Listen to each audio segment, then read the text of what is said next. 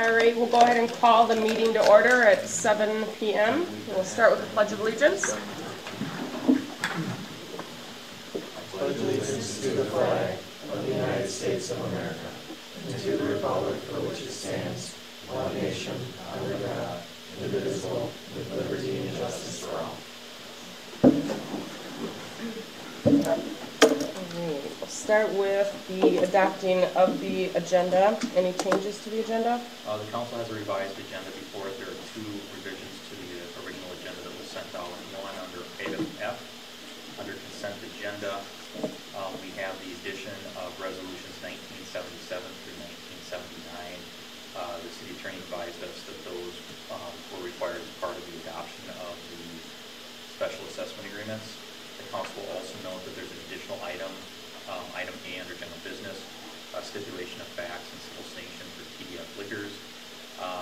Related to some of the conditions and the sanctions, they have a timeline that's before our next council meeting, so we added it to the agenda so we'll get that resolved. Motion to approve. One other item, I did want to know if we could add, Josh, under the approval of the marketplace development agreement amendment, if we could make that approval conditional upon execution by the developer. We have verbal agreement to the terms but haven't received a signed copy yet. Let's say execution and payment of the fee. Whatever you call it, I don't know if it's a fee, but it's Cash in lieu. Cash in lieu. Yeah.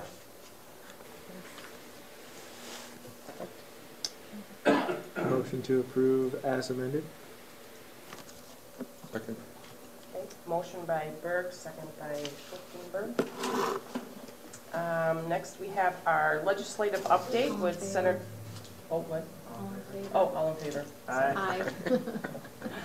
All opposed? Motion passes. Sorry. Next, we have our legislative update with Senator Draheim and Representative Vogel. Thank you so much, you guys, for coming this evening. Couple quick things. If you could cover for us the pre-summary of your last session and what we can look forward to in your upcoming session, and then maybe just a short Q&A at the end there.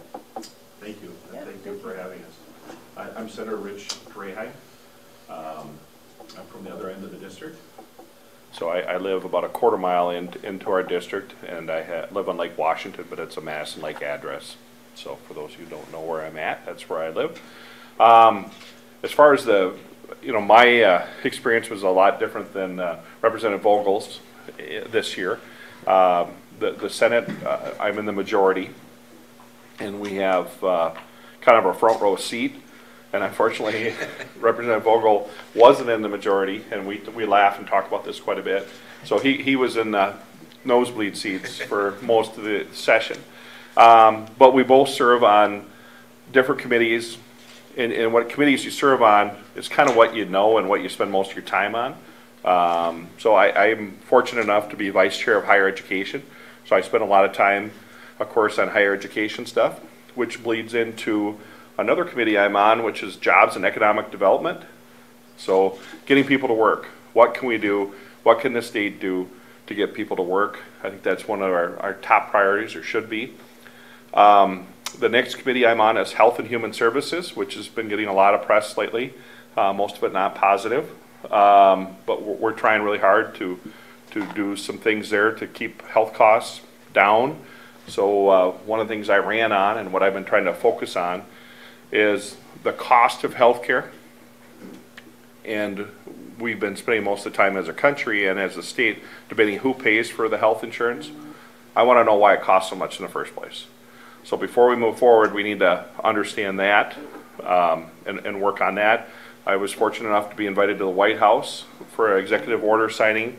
I was one of 10 state legislators across the country that was recognized for our work on healthcare costs and transparency, which I think is the first step when you're looking at the health insurance.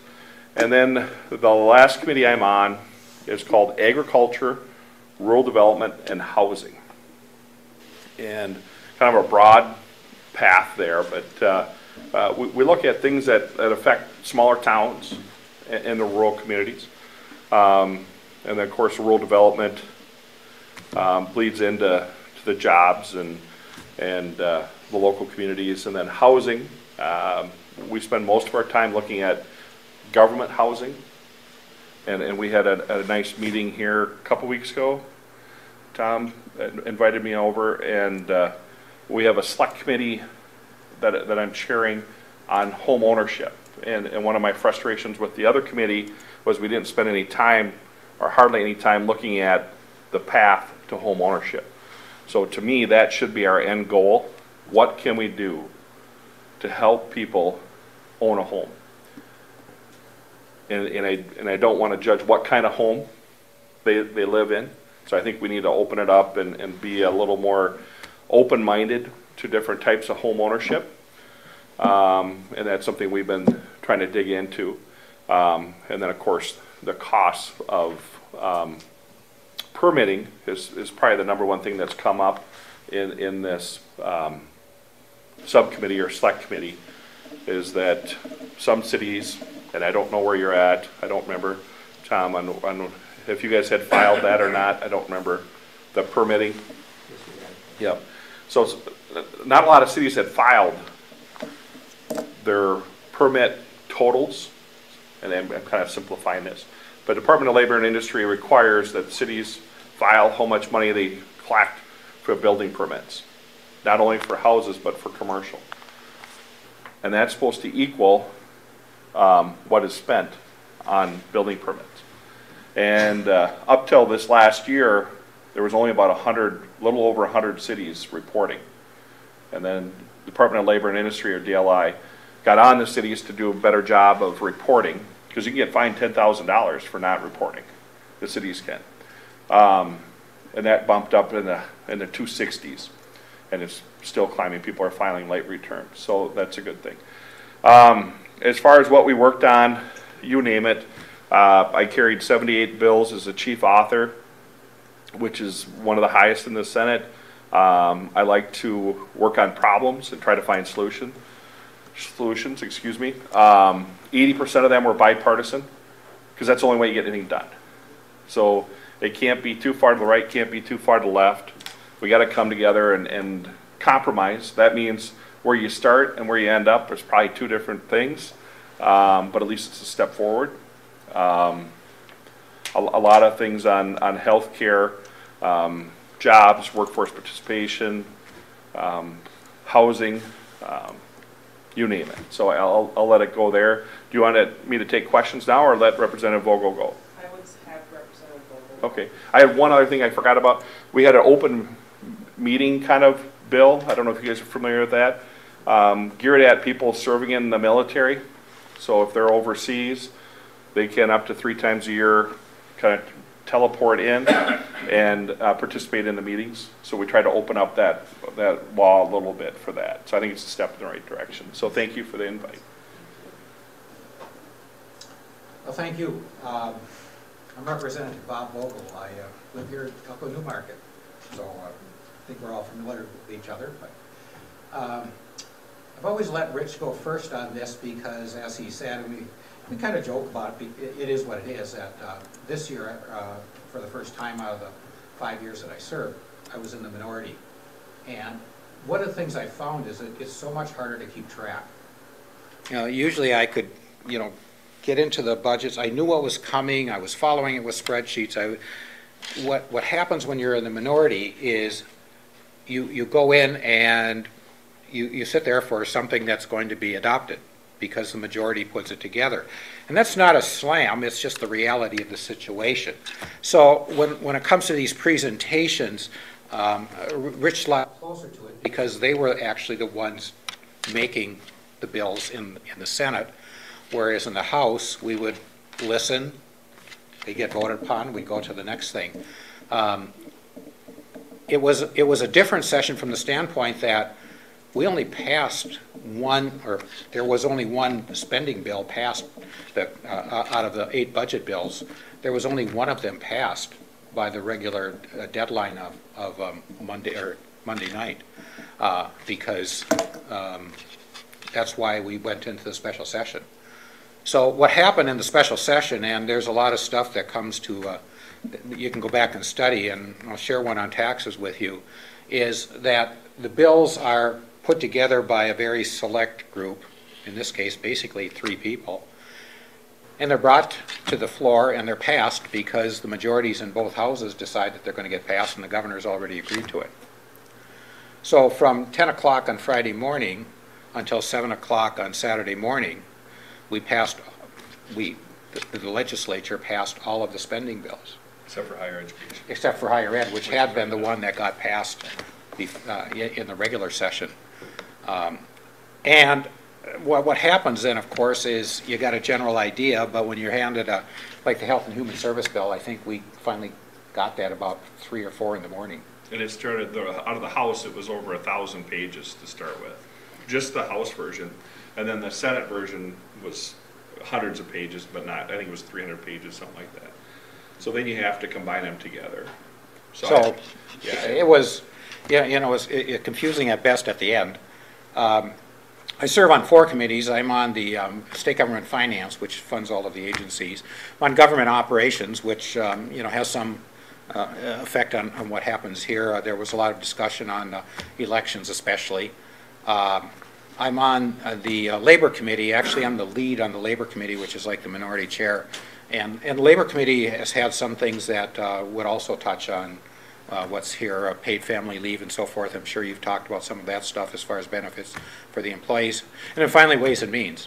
But it was an entirely different experience being the minority person on Ways and Means compared to the vice chair the year before. So one thing that I share with you is I put together, you know, because I know you were happy that there was some more local government aid. Spreadsheet. Did you? Well. You think we should redo the formula? You know, quite honestly, and we've had conversations on this before, and I think you're prudent to budget around it rather than with it, especially in Elko Newmarket, because it's one of the cities that are on the chopping block from the core that wants to keep it the way it is. But, you know, in that tax bill, from what I could determine, there was tax increases of about $600 million, of which about 100 came back to cities and counties. So we did have a tax bill. The surprising thing was, as I went back and looked at when I had time to go back and look at the spreadsheets, realized that there was a redistribution to get the local government aid from corporate income tax, which I don't understand all of the nuances on the ones that went, but they modified some of the net operating loss treatment.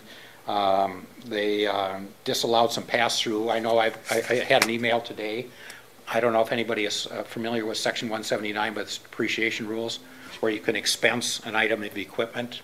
So if you go out and buy a $100,000 equipment thing, rather than depreciating it over 5 years, you can take the whole 100 the first year. Minnesota, we didn't comply with the federal. So now if people are trading things in, a farmer trades in their combine, they could actually get an income tax bill because they've depreciated it down lower than the value that they're getting on the trade, and the state's sending them a bill for the difference between, even though they didn't get any cash because they used it for the trade for the new one, because on the federal side they can lop off the whole expense. On the state side they can only take, I think, 23% or something. On the state side, it's 80% of the value. So they take 80% and then divide that by 5, and then they do even payments. So we thought we were doing the right thing on that, but we messed up. And I bring that up only because this is what happens at the end. And so a lot of this stuff that we talked about all session, at the very end, you get the bills and it's really hard to keep control. So I can't think of a lot of stuff. Almost got the sales tax refund. Unfortunately, and it was in the House's bill. And unfortunately, when it came back in the dark of night, it was out of there. So you know, we could try again.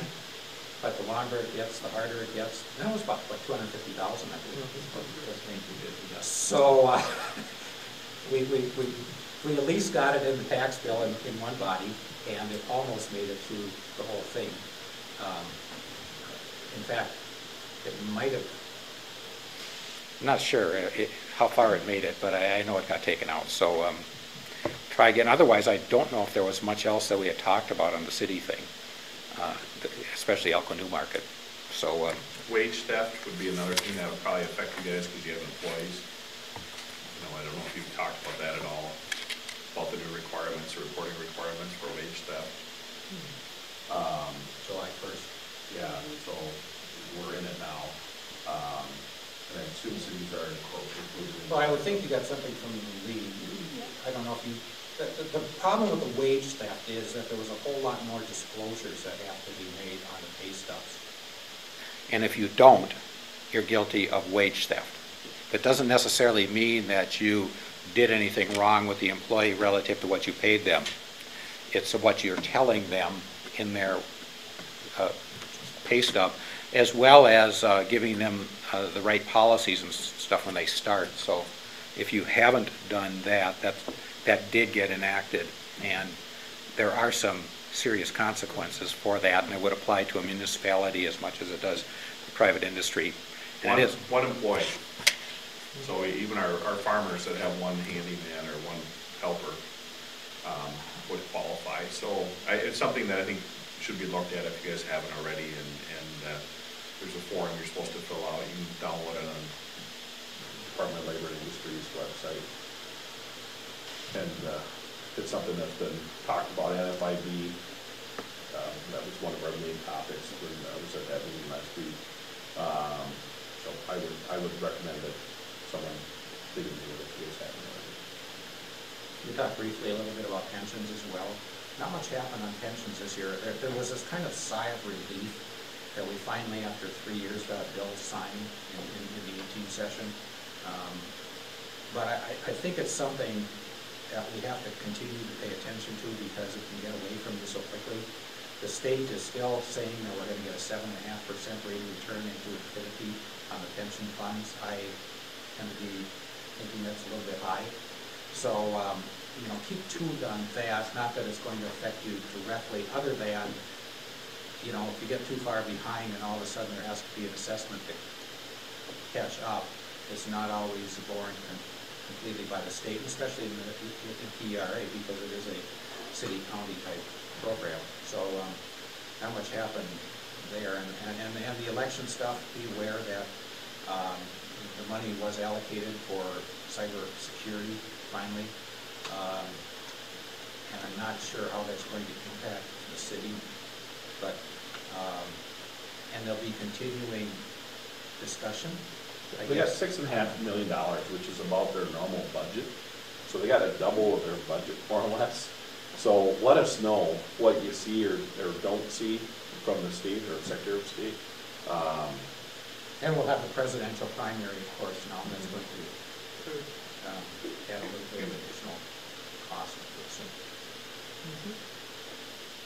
so. Questions? Yeah, and I think this can be to both of you guys.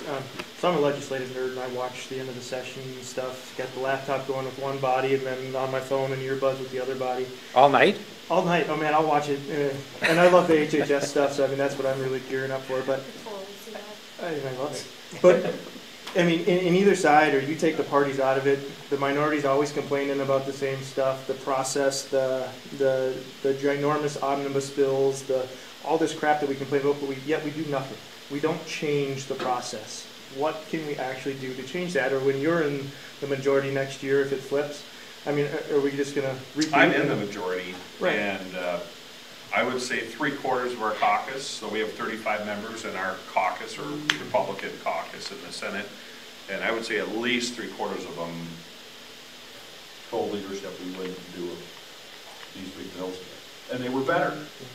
But it's still too big.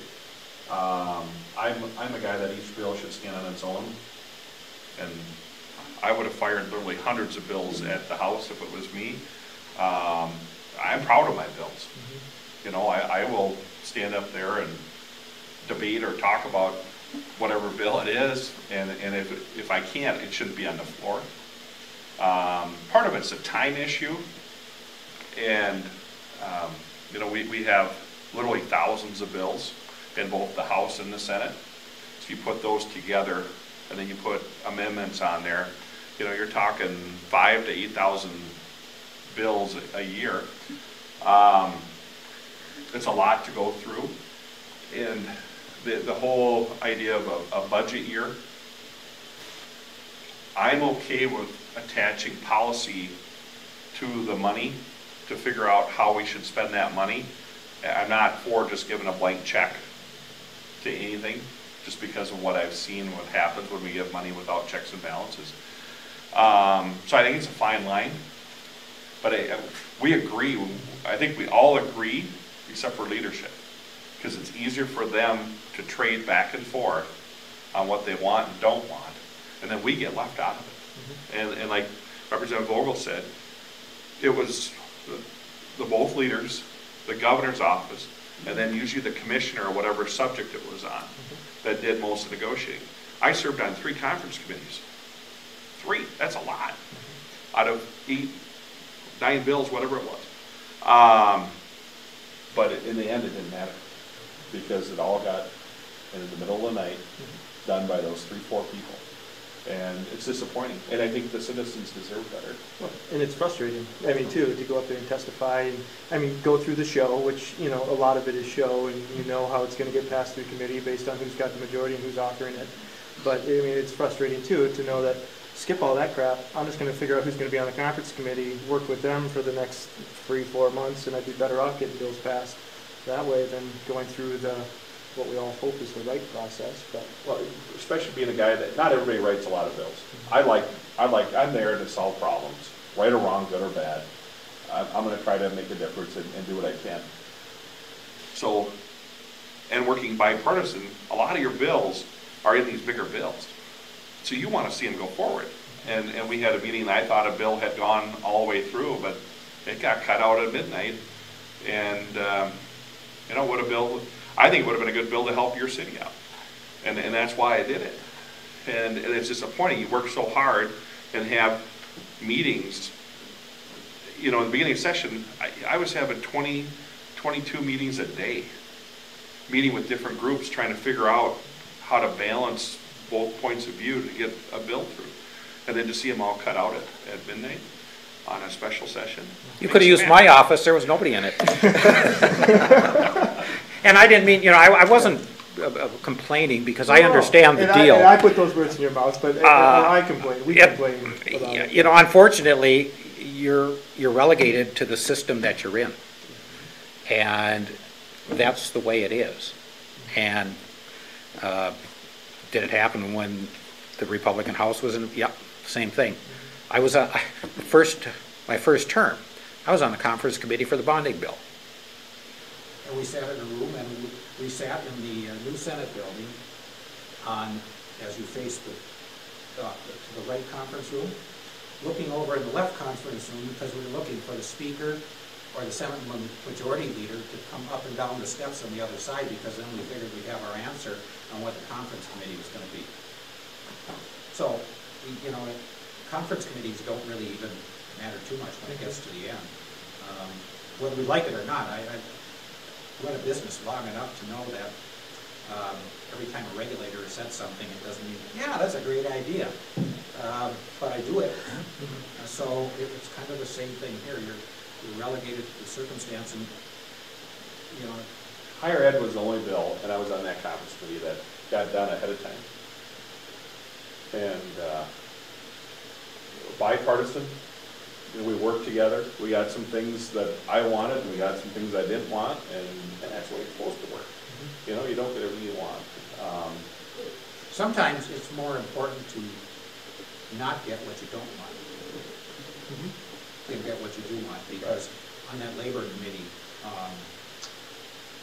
the idea of paid family leave sounds like a really nice thing. Everybody's going to pay into a pool, and then if you're taking medical leave or pregnancy leave or whatever, you're going to get paid out of this pool so that you don't have to work.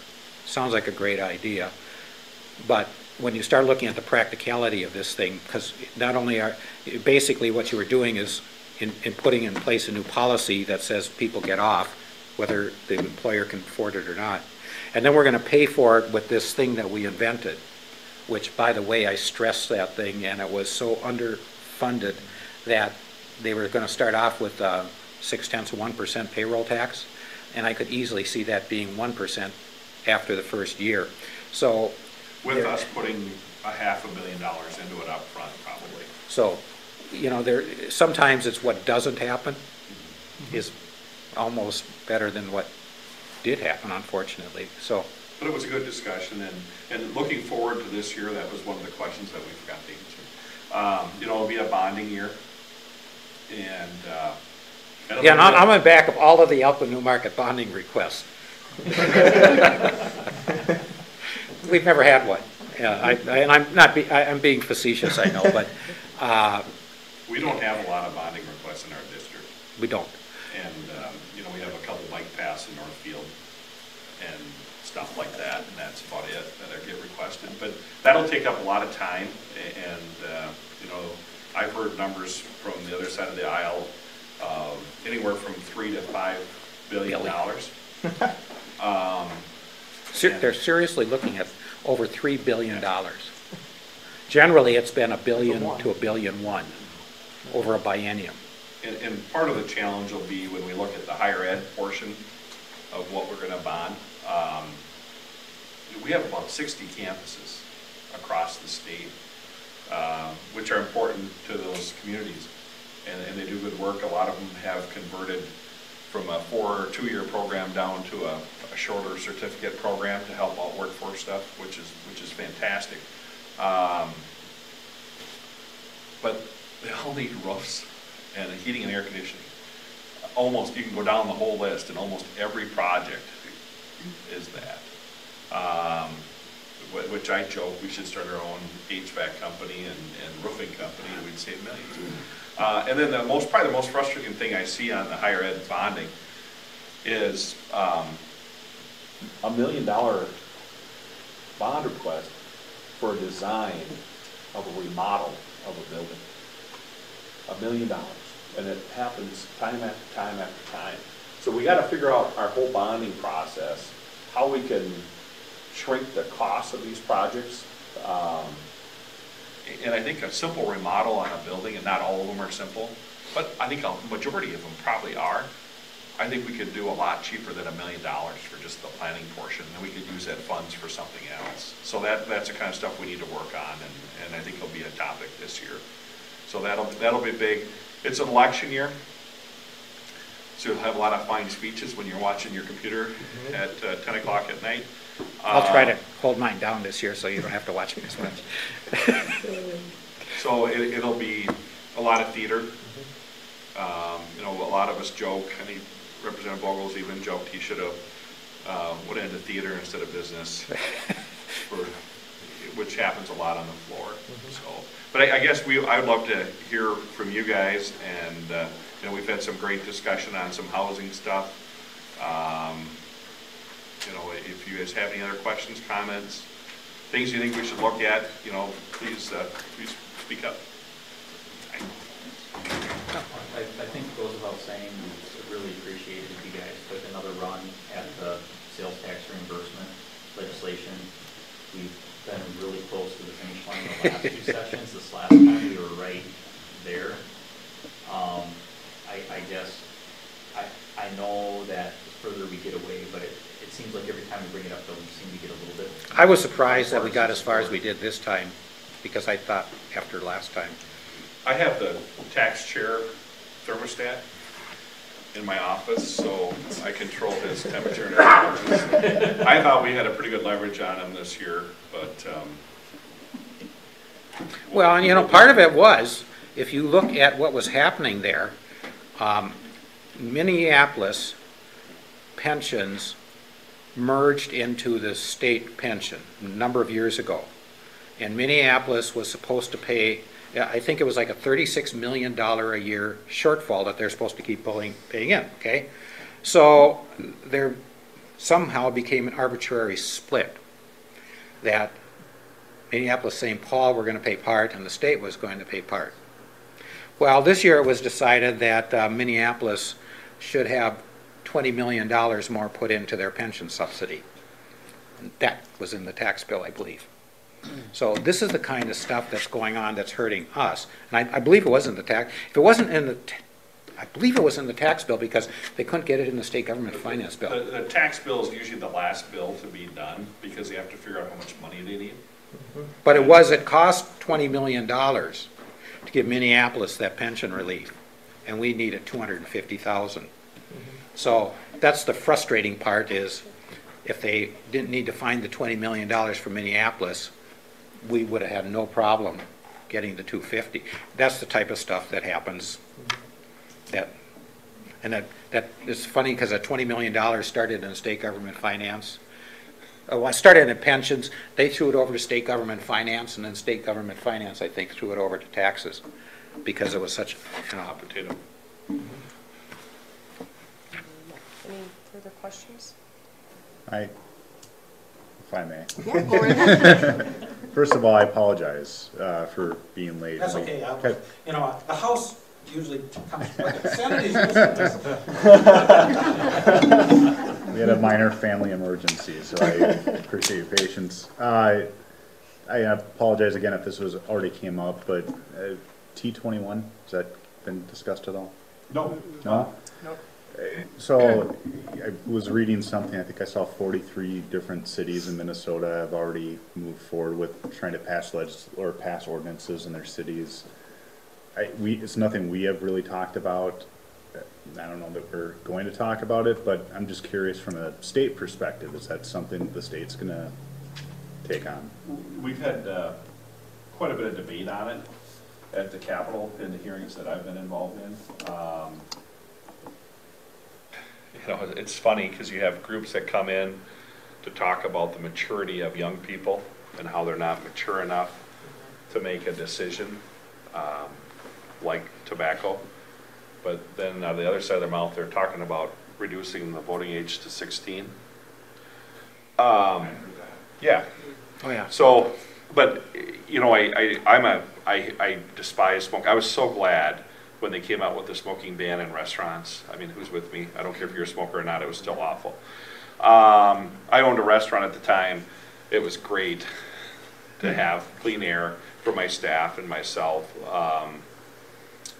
You know, so it's a slippery slope. And on one hand, personally, you know, I think if you can get married, sign a contract, serve our country, you know, buy a house, whatever, the list goes on and on and on, sign college debt, but you can't smoke. I have a hard time with that. That being said, I want to do everything I can to make sure my kids don't smoke. Sure. And when my daughter turns 15 tomorrow, when she was 13, she went in the locker room for volleyball practice, and she had about 5 girls there smoking in the locker room, a vape, whatever the correct term is, I don't know. I'm too old. But she cried and left. We had to come pick her up from practice. It's happening. It's happening in our schools. So what can we do to keep that from going on? I mean, I'm sure you guys have all seen the reports that they have hoodies with a vape on the strings. You can't even tell. Really? A lot of the vapes look like a USB drive, so you can't tell what they are. The deaths, I don't know if you guys are following how many people have died. It's in double digits. I think what you'll find on most of that, it's with THC. So they're using THC in the cartridges instead of whatever tobacco stuff they put in there. Because Juul's been around for about 5 years. And we haven't had the problem up to this last year. And I think that's because of the increase of the black market drugs in the cartridges. So that's probably more concerning to me, is the illegal drugs that are killing people. And when I talked to my doctor this summer, he's seeing it at his clinic. So it's happening. So that's more alarming to me than the T21. is the illegal substances being used and how convenient it is to hide that in a little small container. That average person wouldn't know what it was. So you don't see the state looking at T21 at all? Well, they're looking. Necessarily, or you don't see any action happening? I don't think there's a big appetite for it. I think people are torn like I am with, we all know it's bad, we should do everything we can to discourage it. But if you can go serve our country, like the list I just rattled off, where do we balance it? I don't know. I don't have the answer. I know there was quite a bit of discussion on it though. Can I just follow up it's along the similar lines? I mean, it's that patchwork of, on one hand, we want local control. On the other hand, we don't want a patchwork of crap either, that cities and stuff. So, I mean, how do you balance that out? Because I, for one, and I won't speak for our city, but for city council, I mean, I think some of this stuff needs to be handled at the state level, and we need to have consistency across the board. And then you have however many bills that are trying to protect local control and everything else. I mean, It would be nice to be able to have a rational sit-down conversation on preemption. And where do we go with it? Because I'm on the labor committee, and I see this stuff, and I can see how disruptive it is. I mean, you go into Minneapolis, try to keep a payroll. If you've got somebody working in Minneapolis, what is it, 80 hours? You're subject to their labor laws, their minimum wage, their time off and everything. You go to St. Paul, it's different. And I've heard, you know, just take a UPS driver. If they spend 80 hours a year in Minneapolis, driving around, even though they might live in Forest Lake, and that's why I was supportive of this standardization at a state level, because it's really hard on employers to get it right, and it's no different than this wage theft. There is wage theft, there are bad actors, and they need to be punished, but you shouldn't be punished if you fail to fill out a pay stub correctly, and that's what the wage theft thing really does. And the same thing can happen with that. So I think when we looked at the science behind brain development, and we had experts come in on vaping, tobacco, cocaine, marijuana, all the fun stuff, and electronic devices. So the kids being addicted to their cell phone. They all agreed that the age that people stopped developing their brain was 26. So if we're going to use science, should we put the draft and drinking and tobacco at 26? Or should we try to teach our young people to make good decisions to live with their consequences? So it's a tough question, so I didn't mean to interrupt. So, but that's what the experts told us, is that 26 was the magic age. And addicted to handheld devices is actually a real thing, and it's something we should really pay attention to. Madam Mayor? You're still acting mayor, I think. All right, so any other questions? I could talk all night, but. Okay. Thank you very much. You can watch it unfold on TV. Thanks for the invite, guys. Thank you so much for the information. Yeah, reach out if you have specifics or have an idea for a solution. I'd love to hear from you. So. Is there something Senator Chamberlain likes, like a treat or some kind that could drop off? Not say we're on. No, he's a good guy, and he. We've had many conversations about. I would like to fix it permanently. I think I don't know if you were here when we had this discussion a few years ago.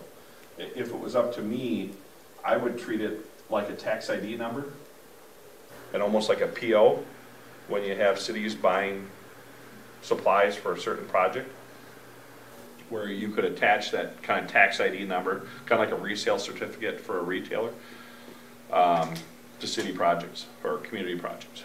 So that's how I would do it on a statewide thing. But we're addicted to spending money, and not everybody wants to give it out, so sorry. And the bill is still there. Yeah. I mean, you know, the bills carry over, so it's still in the hopper. It's not like it's a dead bill. It just needs to get included. And a lot of that will depend on how much money we have. So our targets will come out, our forecast will come out next month. And that'll give us an idea how much money we have to play with or don't have. So, but thank you guys, I appreciate it. Thank you, gentlemen. Thank you. Thank you. Thank you. Over to you. All right. Again, my apologies to everybody else. Thank you for your understanding. Okay, so those presentations, on to public comment. Does anyone have anything to say for public comment? Once, twice, all right. All right, consent agenda.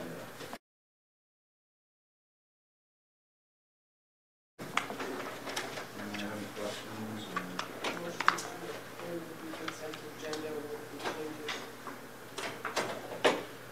Motion adjourned. Second by Seepersod. Before we vote, I had one question on the payments and claims. It's just a minor one.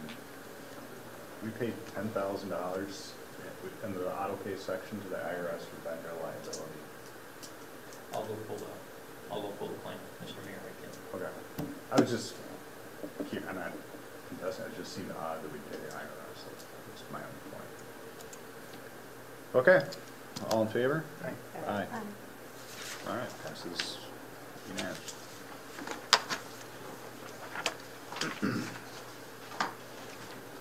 Public hearing.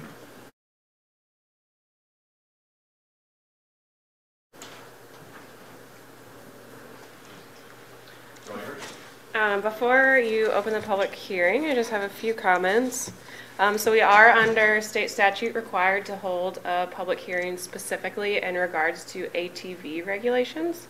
So since this proposed ordinance includes all of them combined into the one ordinance, we'll just hold it for that ordinance as a whole. I have prepared a full presentation on the topic. However, since you all have seen it numerous times, if you'd prefer, I could just give you a quick update on the changes to the ordinance since the last time you saw it. Okay.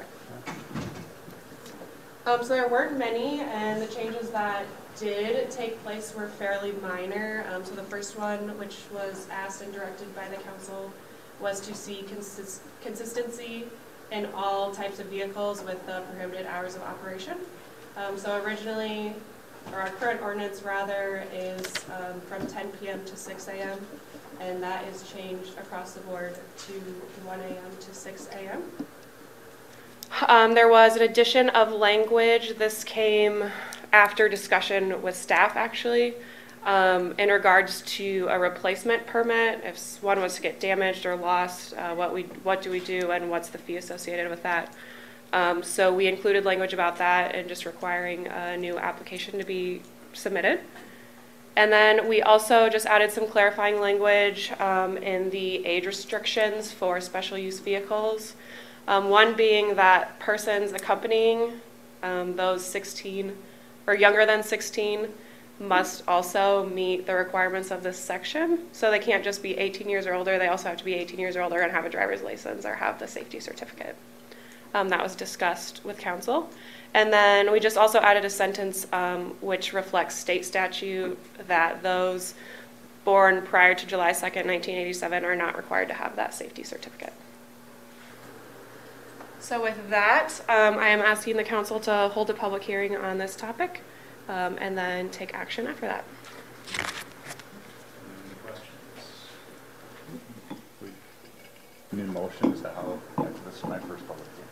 So at this point, Mr. Mayor, at the public hearing, I would ask you to open the public hearing, state the time of the public hearing, take comments from the public. Once we've received all the comments, you would close the public hearing, stating the time, and then the council would have a discussion for staff or questions for staff, bringing members of the public to the council. Is a motion needed for it, or can I just open it? You can just open it. Typically, you have a motion to close, but you Okay. can just open it. All right, we'll open the public hearing at 7:44. Is anyone here and interested in talking at the public hearing? I am. All right. Bob Gleason, Hickory Ridge Drive, Holden Point Community. First off, thanks. A quick comment. I think this public hearing is just, I feel like Bob Vogel, who left. It's done. I mean, you guys are ready to vote on this. It's very, apparent to me by comments made at the last city council meeting and comments made here that we got to do this, so we might as well do this. I'm the only guy here. I missed the public hearing, which apparently was the last meeting because it wasn't on the agenda as a public hearing.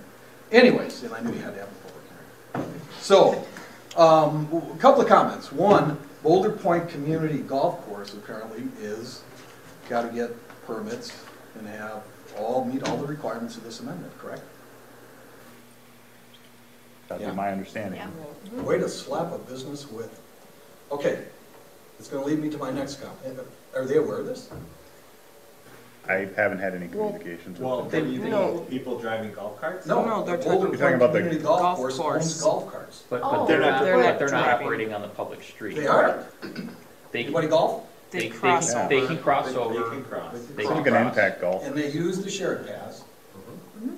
So they're exempt. They're not just crossing. They're using some of the shared paths. Then they do need to.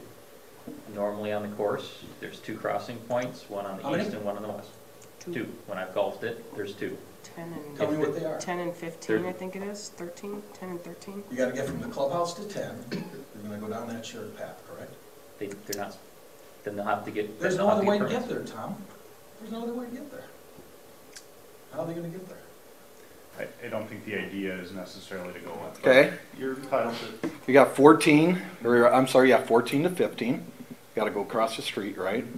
And then they come around 18, and then over on the front side, you've gotta get from 2 to 3, right? It's on the road. There's no crossing. You gotta go down either the cart path or the shared path, or, they were built for cart paths, by the way, right? And then when you're getting from 3 to 4, you cross the road. And when you come from 5 to 6, you're not just crossing the road, you're crossing the road and using that shared path to get to the tee box.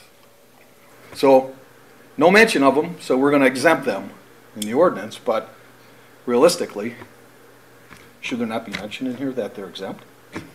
The SME sign. Really? I'm sorry? The SME sign, the slow movement equipment sign, really, on a golf cart? The back of my golf cart is 39 inches wide. This sign is 16 inches. Where am I going to put it? Where's this thing going to go with my golf clubs on the back? I live a half a block from Glenboro, and I take a half a block from there to the clubhouse. I don't go into town. You don't see me at the, that's an electric cart, so I don't have to go get gas. I don't do anything. I drive to the golf course and I drive home. Where am I going to put this sign? Why does it have to be on a golf cart? Leads me to my next discussion point. I could be 12 years old and drive a snowmobile, a UTV, an ATV, which goes how fast, Chief? 60, 70, 80? My golf cart does 15, and I have to have a state license to drive it. I either have to have my driver's license, or 15 years old has to have a driver's permit. Has to have a state license to drive it 15 miles an hour. Seriously? To me, it makes no sense to me what would happen there. Are we targeting a certain group of people within the community that have been complaining about their kids driving golf carts, so therefore the masses have to put up with this regulation? But you need to look at that. 12 years old, can drive a vehicle that goes 65 miles an hour, but it has to be licensed by the state to drive a vehicle that goes 15 miles an hour. It just makes no sense for me, right? So those are my comments. It's too late.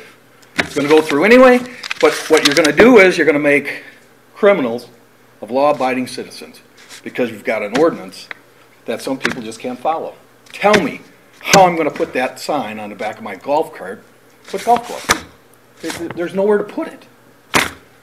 Thank you for listening, though. I appreciate it, and please, in the future, have a public hearing well in advance before you vote on an ordinance so that you can incorporate changes, because I think this is going to get voted on and it's done.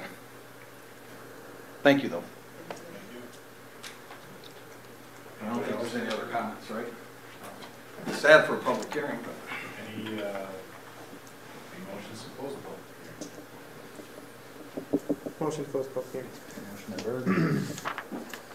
Second by Goodman. All in favor? Aye. Aye. Closing public hearing at 7:49.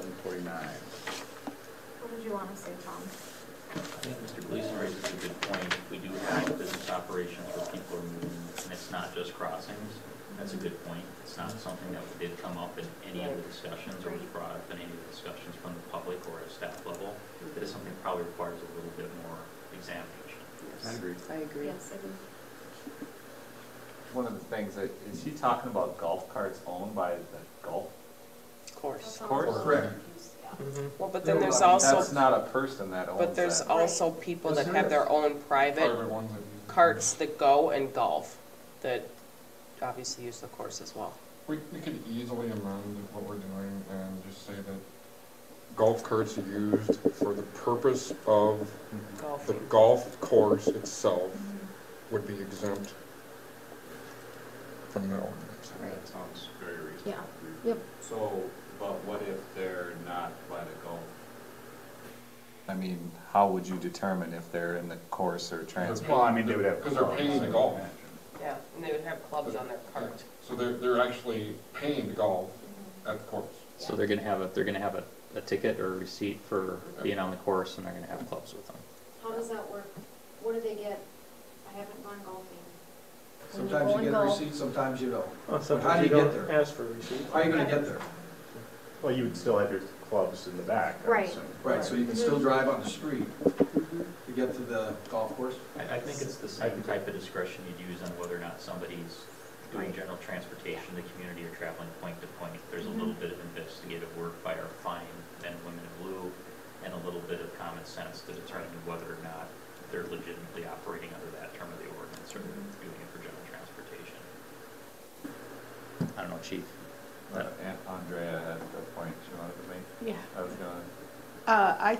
I'm trying to distinguish here what you're talking about, just so I'm clear. So are you looking to exempt the businesses' carts? Because anybody who is going to use their own cart to be on the golf course, they will be driving on the road and using it to drive to the road to get to the golf course. So it seems to me like the exemption maybe should just be limited to avoid having to make those distinctions to just business. If it was a business-owned marked. Because somebody who is living in the Boulder Heights, that's gonna be driving it on the road, say they play every day, should have insurance for a vehicle if they're driving around. They should have a driver's license. They should know the rules. And as far as the 12-year-old, that person has to be accompanied by an adult. And I don't know if you missed that in the No, I saw it. ordinance. Yep, So. but I don't even have that option on my golf cart, though, Chief. To have an adult with you? It has to be 15 and have a driver's permit. And be with a licensed driver in order to drive a golf cart. On public streets, just to clarify. So if they were like golfing with you. Well, obviously, that's correct. But still, 50 miles an hour versus 60 miles The an hour, purpose right? the purpose of the council directing that was because they're interacting with vehicles, and those 12-year-olds aren't familiar with the rules of the road and how vehicles drive. And vehicles may You don't drive. see the four-wheel drives and UTVs and HVs that go through my neighborhood. They're interacting with traffic. They're on streets. They're allowed to drive on the street. For this That's purpose. what we're trying to. But they're 12 years old, driving on the street. Well, They they're not have going to to be have anymore. somebody with them. It would be prohibited. Not, they can on an ATV, they just have to be accompanied, correct? They have to have an adult with them. Yes. Right, accompanied, Supervisor. Yeah. right. And- Within, I think you talked about 100 feet or something, correct, to be accompanied? Or I think you made the comment, should be in front of the juvenile. But 12 years old, it's gonna drive a 60 mile an hour, 75 mile, I don't know how fast those things go. I wish there was somebody here who owned one. My golf cart goes 15 miles an hour. It's so slow, you're asking me to put a slow-moving equipment sign on the But back. you don't, maybe I'm missing it. You don't have to have an adult with you. You can drive it yourself. I think But if he has a 12-year-old son or daughter, No, in order to drive my golf cart, I have to have a driver's license, or if I'm 15, I have to have my driver's permit from the state of Minnesota. That's the requirements for a golf cart. Yes. For UTV, ATV, mini cart, all that other stuff, mini truck. 12 years old with a Minnesota resource state safety class. That's it. Just Or to an clarify, that was actually included in this ordinance because it was existing and it's allowed under state statute. 12-year-olds are not allowed to drive in the city as written in the draft ordinance for general transportation purposes. It's just for the purposes of going outside the city to a permissible trail or whatever, and that's state that's statute. also with the state ordinance. They're not allowed to drive. Have a on great these time roads for trying to transportation keep up on that purposes. one. Anyway, but you don't have to adapt that. No, you don't. You don't have to. No, it's not a state requirement. You may, and you can, but you don't have to. The slow-moving vehicle emblem is also a state statute. It's required for all golf carts on the road, and that's something we do have to abide by. So State that's law. not, so we don't have discretion on that. Correct. If we're gonna allow the golf carts on the road, that's a state requirement. Right now, you're not allowed by city ordinance to drive those vehicles on city streets. Right. Or state. Without this ordinance, you would get a ticket every time that your golf cart goes on the street. Yeah. Yeah, I hear what you're saying. I'm not gonna argue. I don't think the state law is being applied throughout the state of Minnesota. I don't have the state statute in front of me that states the slow-moving equipment sign has to be on a golf cart. Typically, what I see in a state statute is local ordinance can be, may be, and that term is not will or shall. It's typically very soft. Can adopt their own ordinance, is what I read. In this case, you can, but the state does determine if you are going to have an ordinance, these certain things are required as part of that process, so. We'll be the only community I've ever seen in a golf cart that I've ever seen that has the slow-moving vehicle sign on the back. Just so you know, they all, it's statute, so they all do. Whether people comply or not is totally different, but. And you're making, exactly what I said, you're making criminals out of law-abiding citizens. But they're Not not complying abiding, with the law. they're not abiding by the law if they're driving without the sign. Well, and I think that's the point, is ultimately everyone currently doing it is not abiding the law. I mean, we're trying to lessen that burden, I think is the idea behind what we're looking to do. Okay, help me with where I put the sign. I can't help you with the sign. I know nothing about the signs. If you do some Google searches, you'll see they can be back on the rack where your feet go if you have a 4-place. If you have a 2-place where the carts are, they bolt to the mounting bracket at the back, and your golf cart will be, or your bag will be fine. If you do some searching, you'll see it. They're on there.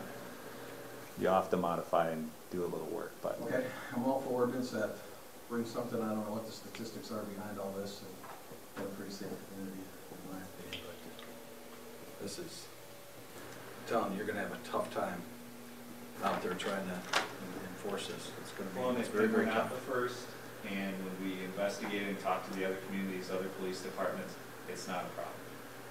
They're able to keep up with it, so. We tried. Yeah, I think ultimately, like I said, this is, you know, we recognize that we did not have a rule in place for this. So, you know, in order to prevent, as you would say, every law-abiding citizens really being criminals, that's why we're trying to come up with some way that we can actually protect that. So, is it a perfect ordinance? I don't know. But I think staff has done a good job of researching it. We've had a number of discussions. And sir, as long as I'm there, if you show up to a meeting and you want to talk about something, you're not going to be shut down. So previously, that's what happened at other meetings.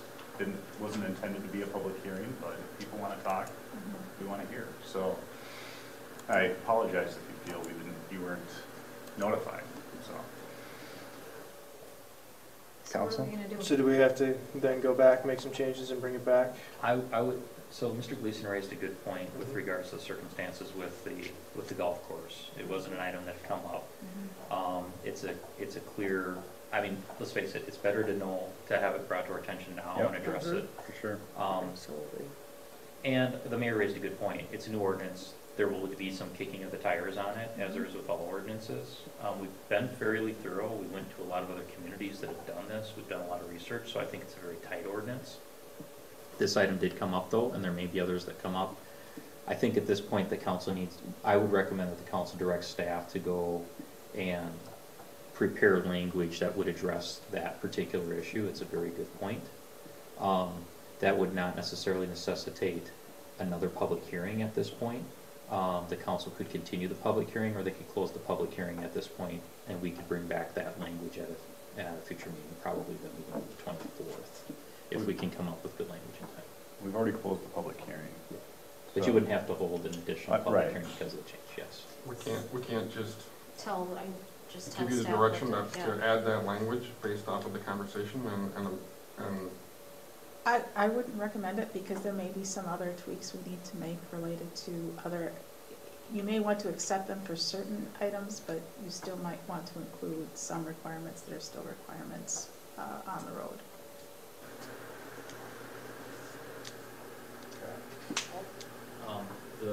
With the timing of this issue, we're geared up for this item to be effective in November. Yeah. We have the forms in place, we have the permit stickers on order. If the council adopted this at the meeting on the 24th, it wouldn't change at this point what the timeline is for when it would become effective, if that's your concern. so what are we going to do about Halloween? Same thing we've done for the last 4 months. Right, 4 months. Well, however long. Everybody and their cousin is going to be out there driving four-wheelers. Shh, John. I'm just being realistic. I It's know, going to happen. but it's been happening for Yeah, years and years, nothing's and changed. we haven't had an issue. But what we've So- been doing is pulling people over and giving them warnings. So the Yeah. mayor and I had I agree. specific conversation about it, and to put it, due to the cultural significance of that day and Memorial Day, that the police department realistically would not be able to take enforcement action, especially to a magnitude of that level. So that won't be an issue as far as the police department is, because it is a part of the culture, and we wanted to make that part of the culture legal in the first place, and that's why you're doing this endeavor. But we will have one officer on in the city on Halloween, maybe 2. It would be impossible to try to enforce that ordinance.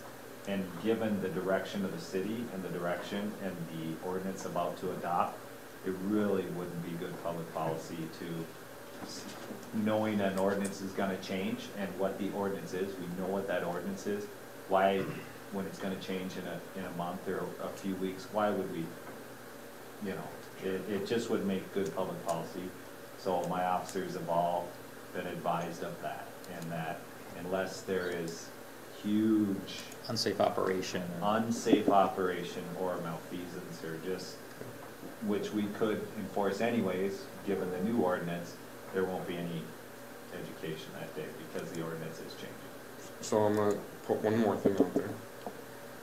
What about the people that want to be law-abiding citizens and aren't going to drive them, but then they're going to see everybody else driving them, and then there's going to be a bunch of complaints because of it? That will be our, we'll have to provide that explanation at that time. So we're talking about tabling this until the next meeting, right? The next meeting, if we decide to pass it at that point, it goes into effect right away? Or Typically upon publication, so it would be the first week in November. okay, so we couldn't. And there would be no way for everybody to get their stickers and permits and everything. I mean, it would be physically impossible to do. So what do you suggest? I don't know, because we can't openly tell the community that they can not abide by the law either. But either way, the ordinance wouldn't go into effect till after Halloween anyways, even if we, right? Is that Well, where that was we're kind of where I was properly? going. Yeah, originally so with this. So I whether mean, or nothing's not, changing by our action today. or yeah, it's not, lack thereof. yeah, the date's not gonna change, Right. so. I think we just go the way we have done for all the other Halloweens. The reality is the circumstances we're in is that we can't go and tell people to not abide by the ordinance, but we can choose how aggressively we are going to enforce it, given everything the chief said, that within a matter of a week, the ordinance will be changing and all of that will be rolling over. So I don't know that we could more blatantly say read between the lines Right. at this point. I mean, there's not really a way out of the box other than that. And I agree with your point, I understand, but I, just as before, can't say go ahead and break the law, but I can say what enforcement efforts we're gonna make, and that's not gonna be one of them. If, I'm just trying to be as... About as black and white as you can be on Yeah. it, I think. All right, So that now that we've said that in the meeting, can we say that publicly? Well, Yeah. we can just Sure. have everybody watch the meeting. Well, nobody's I gonna don't think watch there's it. anything, Very few people Come watch on. this meeting. I don't think This minute there's, to this minute. I don't think there's anything wrong with saying, No, there's just not. a friend or neighbor who say, hey, the chief of police at our last city council meeting. It's clear I'd that be there's happy to not. do that. Are you I'm guys, sure you would. I'm volunteer. are you getting a lot of questions about Halloween already? Nope. Then don't And I bring it up, wouldn't- and I I wouldn't- wouldn't bring it up unless it's brought My up to you. preference is the chief of police says a blind eye to the law. But, what I'm saying is, I don't think anybody's gonna go, well, we better not this year, but if they did, you know, I mean, they haven't the last whole bunch of years, and I would just say, just what we said, is that the cultural significance of it, where our enforcement isn't gonna be directed at that. So, So the chief of police specifically said. I wouldn't bring it Kidding, up unless Brady. it's brought up to I you. would, I know, I was kidding. So that's, I'm just saying that you know, we've said it here, so that the city's not gonna enforce that particular ordinance that day, that night, Unless there's, unless, obviously, like Tom yeah. said, there's. So, Yeah, I don't foresee another solution unless anyone else has one. there isn't. Gotcha. Josh, you're gonna say something. All right, so we would be looking to table all three of these? Yep. Okay. Anyone want to make a motion? Maybe a motion to Continue to the next one. continue to October 24th meeting? Okay. second. All right, so we're talking about continuing the ordinance 201 or 202 and 203, right? And 193. Okay. All right, all in favor? Aye. That's unanimous. All right, this will be continued to the 24th. Thank you. Thank you.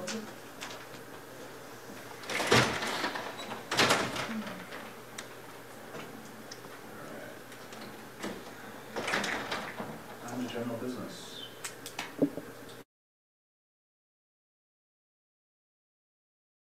Under general business, we have one item which was added to the agenda, Mr. Mayor.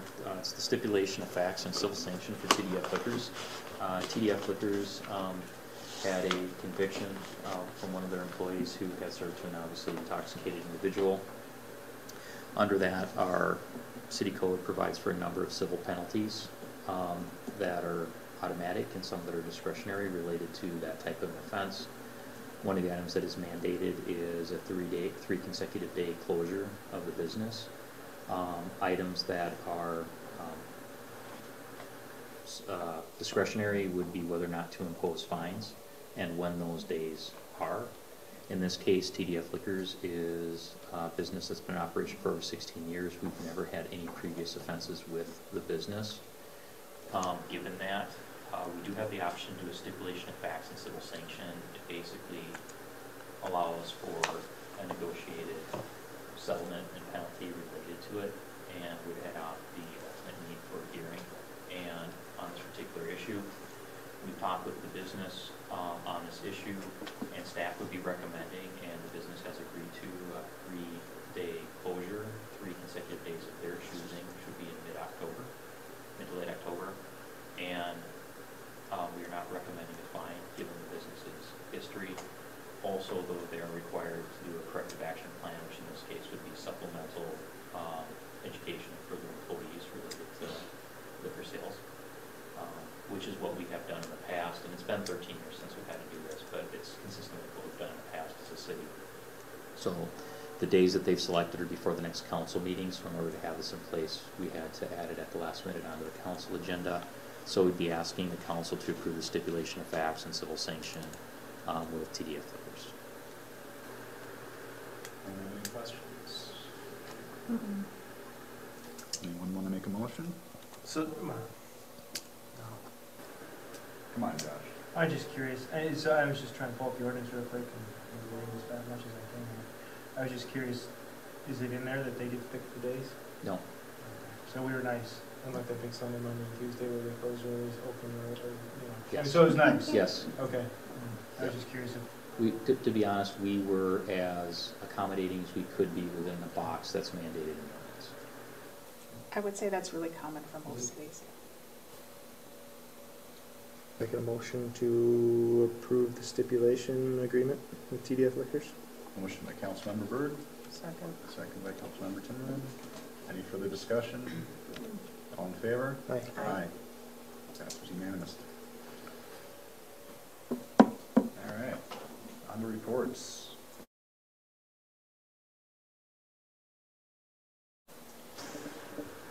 I have nothing specific unless the council has any questions for me. All right. Public Works. Corey's not here. You've been busy. You're up next. Very busy, but I'd rather take field questions if you have any questions about the report. Otherwise, I'm fine just to save time, and legislative update went a lot longer, so. I mean, traffic stops look like they doubled. That was that related to Steve, our new officer coming on, that has really helped. And then two, having a full chief here, I believe, me being here, has let the officers go back to doing what other jobs that they regular patrol and getting out there. That's really taken that burden off of them. And then having that extra coverage has been fantastic. Steve loves crime prevention and proactive policing, and I don't know if any of your garage doors have been shut. But my wife keeps looking. The garage door was shut. Yeah, he probably shut it, but he hung the sign up on the door twice in the last month. Oh my God. So I am fielding compliment after compliment. And by the way, Melissa has been doing that for years. Yeah. And did you like our nice little sign now? Yep. So see what time they're in my garage and everything.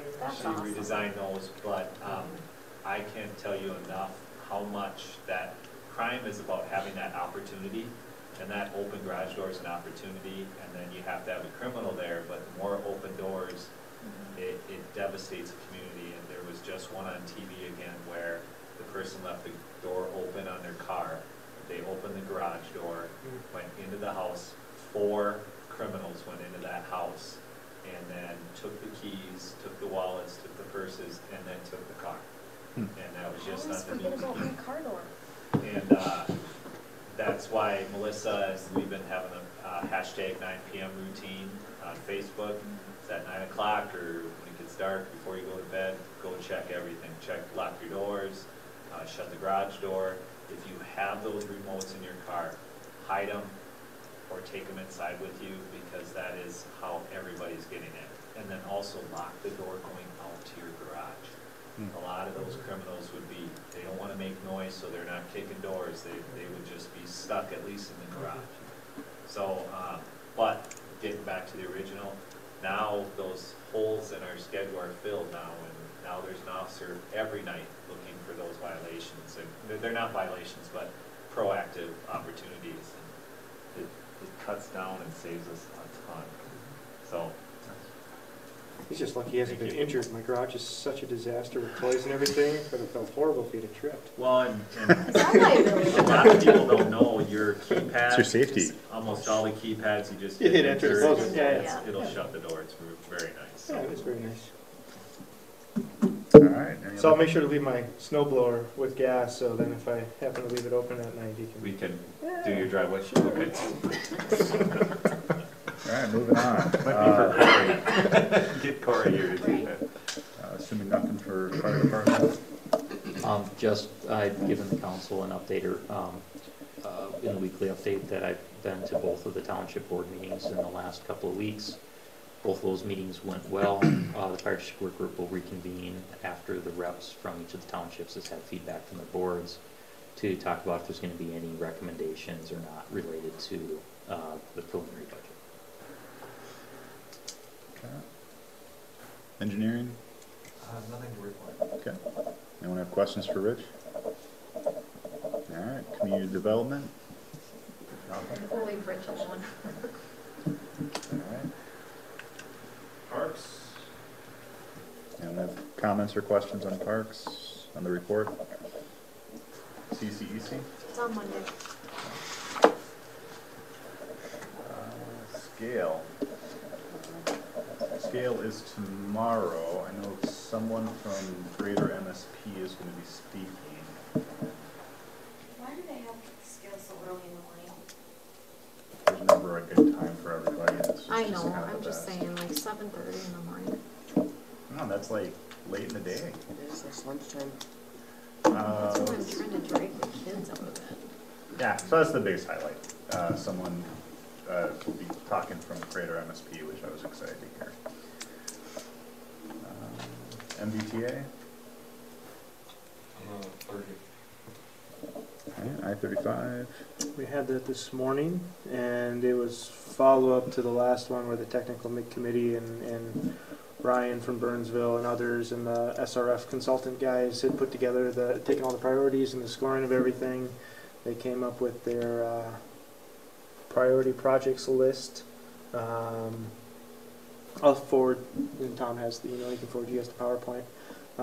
We made some minor revisions to it today based on feedback, but it's in there and down to the top 5 priority projects. It was at 7, but we whittled off 2 to give just more clear direction to Rob, lobby guy.